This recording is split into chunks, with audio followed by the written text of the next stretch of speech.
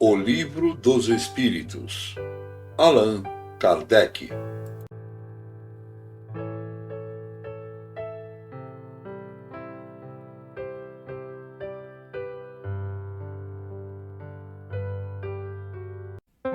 Livro 2º, Mundo Espírita ou dos Espíritos. Capítulo 9. Intervenção dos Espíritos no Mundo Corpóreo. 8. Influência dos Espíritos sobre os acontecimentos da vida. Parte 1. 525. Os Espíritos exercem influência sobre os acontecimentos da vida? Seguramente, pois que te aconselham. 525-A. Exercem essa influência de outra maneira, além dos pensamentos que sugerem, ou seja, têm uma ação direta sobre a realização das coisas? Sim, mas não agem nunca fora das leis naturais. Pensamos, erradamente, que a ação dos espíritos só deve manifestar-se por fenômenos extraordinários. Desejaríamos que viessem em nosso auxílio através de milagres e sempre os representamos armados de uma varinha mágica. Mas assim não é.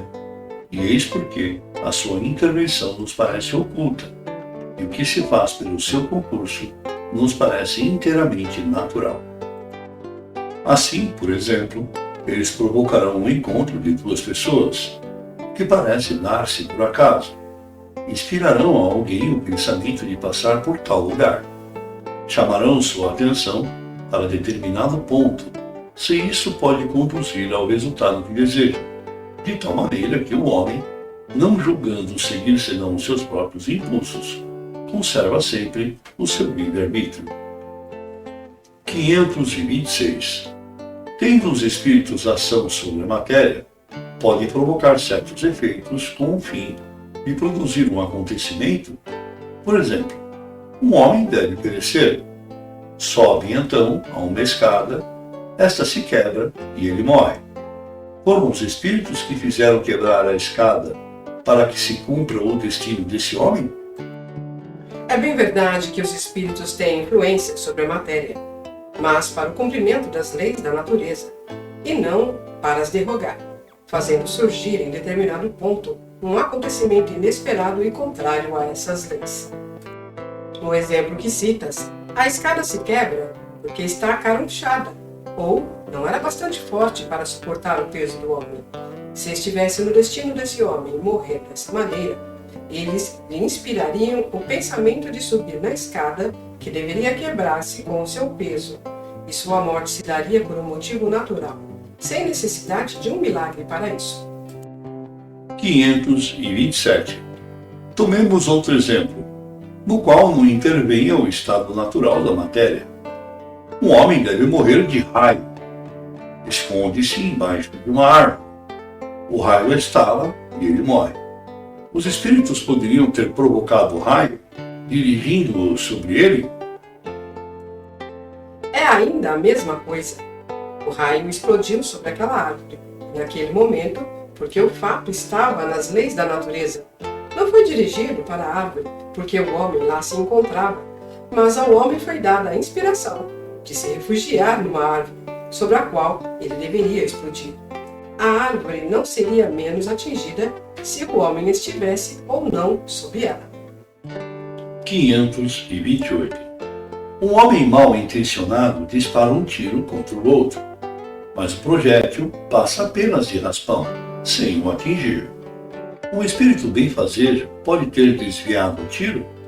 Se o indivíduo não deve ser atingido, o espírito benfazejo inspirará o pensamento de se desviar, ou ainda poderá ofuscar o seu inimigo, de maneira a lhe perturbar a pontaria, porque o projétil, uma vez lançado, segue a linha de sua trajetória.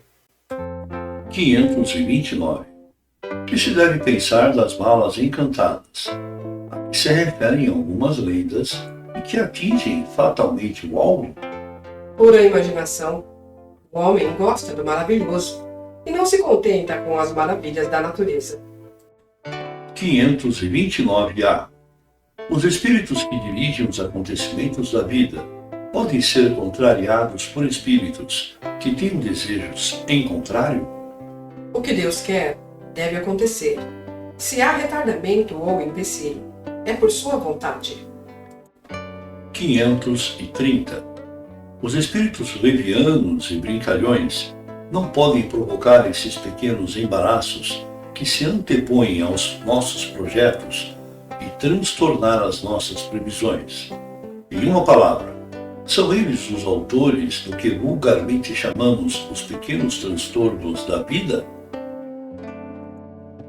Eles se comprazem nessas traquinices, que são provas para vós, destinadas a exercitar a vossa paciência, mas se cansam quando veem que nada conseguem. Entretanto, não seria justo nem exato responsabilizá-los por todas as vossas frustrações, das quais vós sois os principais autores, pelo vosso estombamento.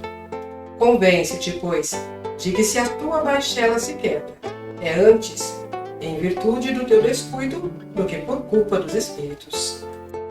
530-A. Os espíritos que provocam discórdias agem em consequência de animosidades pessoais ou atacam ao primeiro que encontram, sem motivo determinado, por simples malícia? Por uma e outra coisa. Às vezes trata-se de inimigos que fizestes nesta vida ou em existência anterior e que vos perseguem. De outras vezes, não há nenhum motivo.